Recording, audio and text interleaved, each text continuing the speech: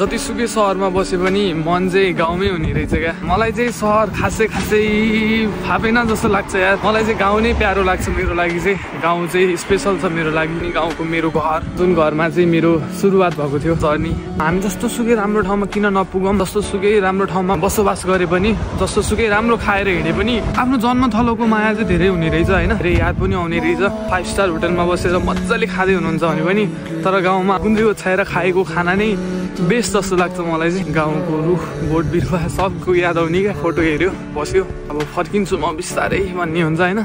तर मलाई मेरो बाध्यताहरूले चाहिँ रोक्छ। म गयो भने यो कुराहरू चाहिँ पुरा गर्न सक्दिनँ। कतिवटा कुराहरूले रोकिरहेको छ। तर मलाई माया चाहिँ मेरो गाउँकै छ, मेरो ठाउँकै छ। आफ्नो एउटा ठाउँ भनेको चाहिँ आफ्नै ठाउँ हो क्या। आफू जन्मेको ठाउँ चाहिँ धेरै कुराको याद हुन्छ। त्यहीँनिर खेलेर त्यहीँनिर हुर्केर त्यो मेमोरीहरू सम्झिँदाखेरि चाहिँ बेस्ट लाग्छ।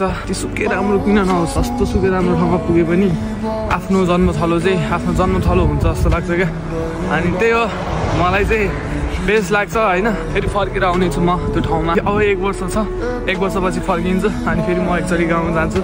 गाउँमा आफ्नो एउटा हुन्छ नि यादहरू छ, सम्झिँदा नि मजा लाग्छ क्या। वाव लाग्छ होइन। आफ्नो गाउँ भने आफ्नो गाउँ नै हुन्छ क्या। अलि जेसुकै भनोस् मतलब छैन। आफ्नो गाउँ भने गाउँै हो जस्तो लाग्छ यार मलाई त। त्यही हो यार, त्यही हो।